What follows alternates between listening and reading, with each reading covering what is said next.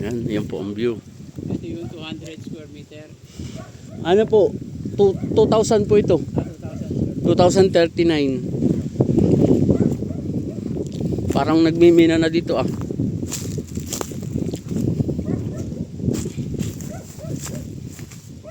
Visit po kami ngayon. Kaya sir, walang pag-slope eh.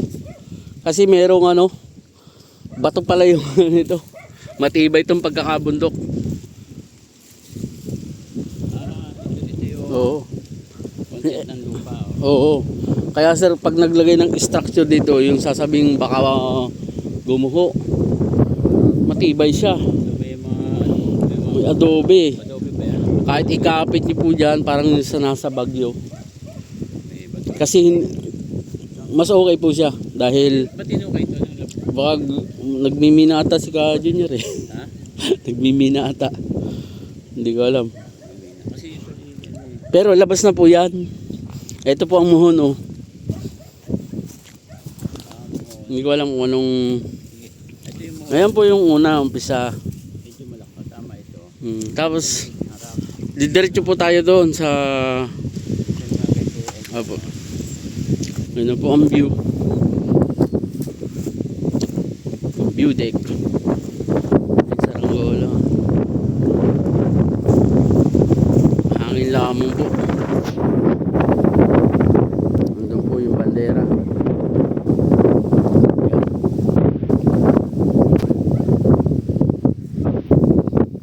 Pinya oh. Sana tayo kung may hinog. Dito po tayo, sir.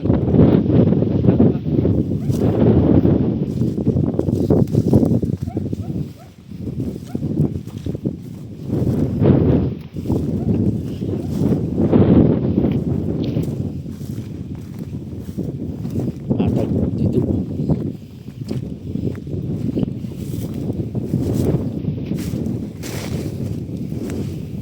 Ayan po ang muhon. Ito po sir.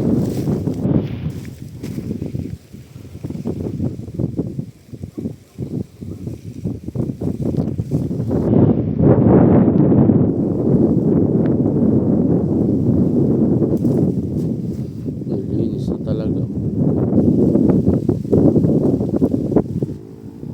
Yan naman po ang view. Para pong nasa Baguio.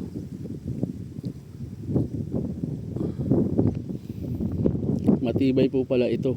Kaya hindi siya guguho. Kasi bato. Kung maglalagay ng structure po dito, okay na okay. Hindi siya nakakatakot dahil baka mag-landslide. Hindi po ganun. Dahil maganda po yung may mabato po yun. No? Itong bundok na to. Tapos nandun po ang pinaka gitna. Yan. Ito po yung muhon. Katugon po nung bayabas. Bababain po namin.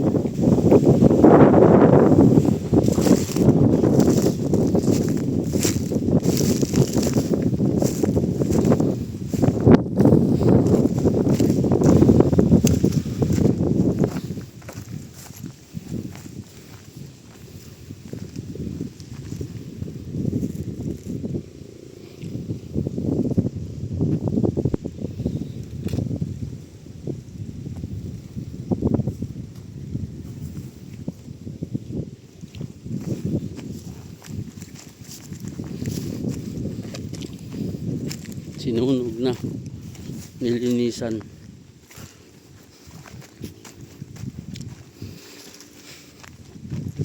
Madami pong bato na pang-recrap. Kaya po andito yung resources kung paano natin mapapatibay. Ayun na po ang view natin. Ayun po yung muhon na isa. Katugod po nung nandun. Yan po. Shoutout po sa ating viewers, subscriber, buyer na hindi ko lang po alam kung anong bansa. Si Sir Eddie. Ito sir ay para rin po mapanood nyo uli yung detalye magmula po doon sa may bayabas hanggang doon sa may saging na yon. Ang katugon po nung may bayabas na yon ay ito po. Ito pong part na to. Tumagilid lang yung muhon. Ayan po. Tapos kasunod po niyan ay ito. Yan pong may bandera na yan. Yung may plastic. Ito po yung 1039. Yung part po na to.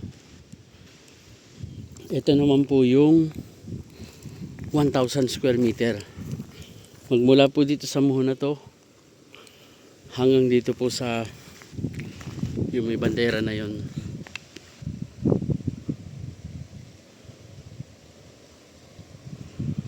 Yan. Tapos may katugon po siya doon. Yun po sa may una-unahan ng papaya.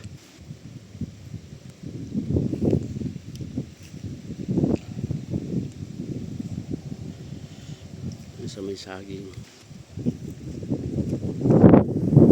Ito po ang view.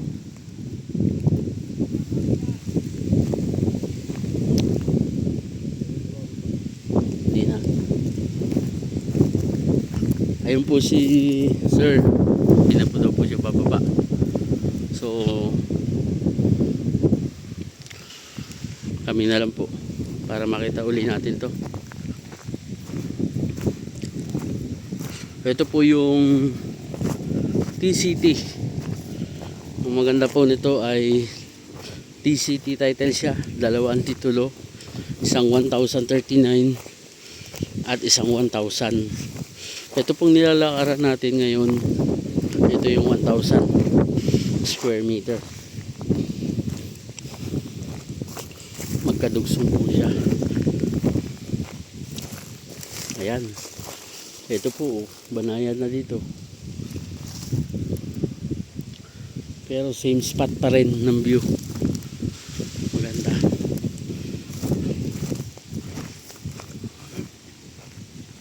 Yung bandera. Ayan. Ito po yung muhon. Ayan po ang view pa rin. Ganda. Silangang bahagi po yan. Katugon po ng nandun.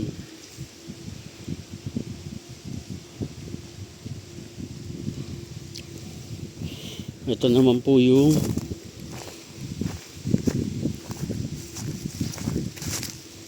isa pa.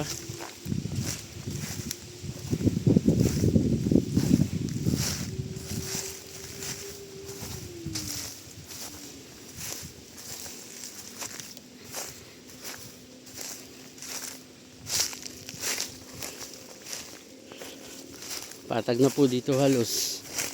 At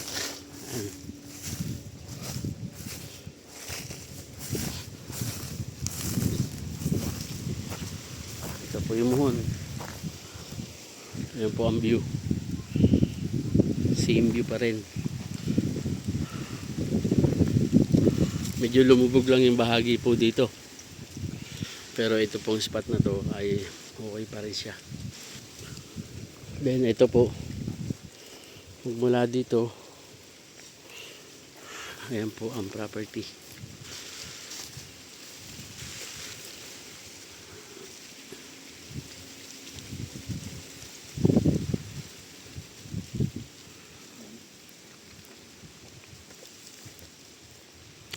Yung isa pong 3,000 square meter na nandito katabi. Yan po yung isa sa aayusin pa. Na-i-vlog din po natin yan. Kaya lang extrajudicial settlement. So okay lang po sana kung nandito lahat yung mga signatory. Kaya lang 8 po silang magkakapatid na para pong ano po yun, nasa ibang bansa din po yung karamihan.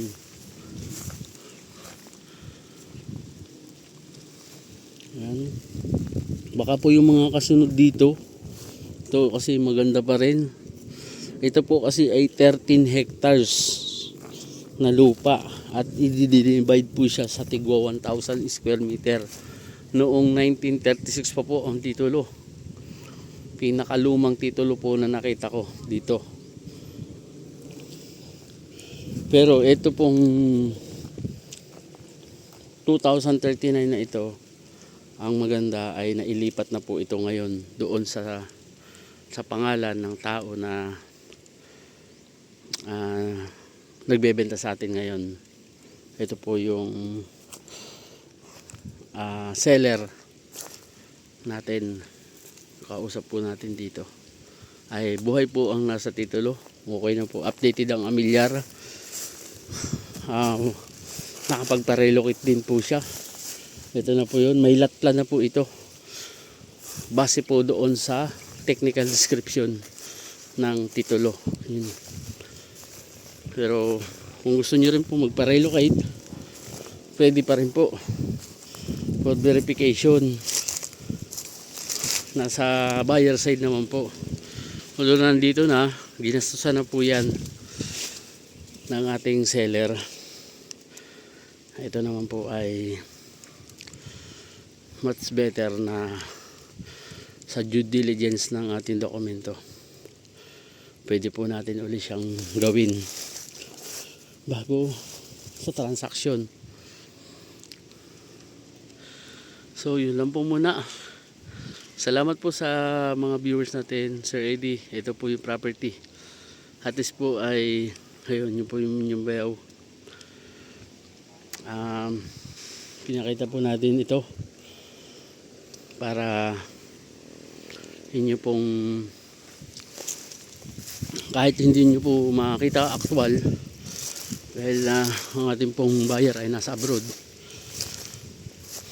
kayo po ay makita nyo na po ito detalyado kung saan po located ang mga muhon. Geodetic engineer naman po ang nagbaon nito, kaya po kumpiyansa po tayo.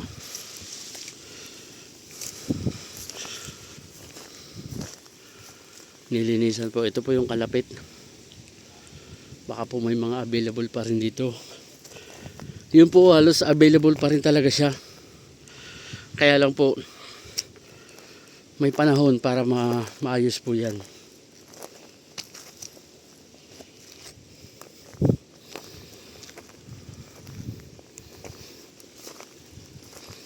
Ito po yun. Pwede po dito maglagay. Magandang spot po ito.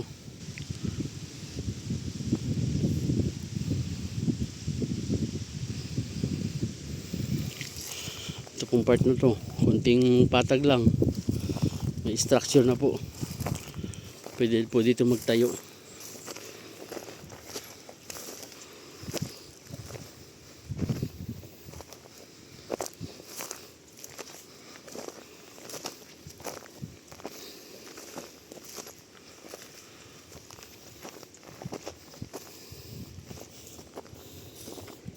Yan.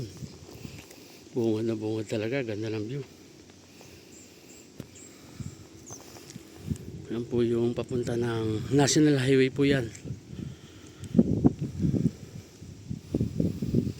Nagkakaroon po ng view dito. Sa part na to yan, magkakaroon ng mga windmill. Nilagyan na po ng kalsada yan. Oh. Ng windmill.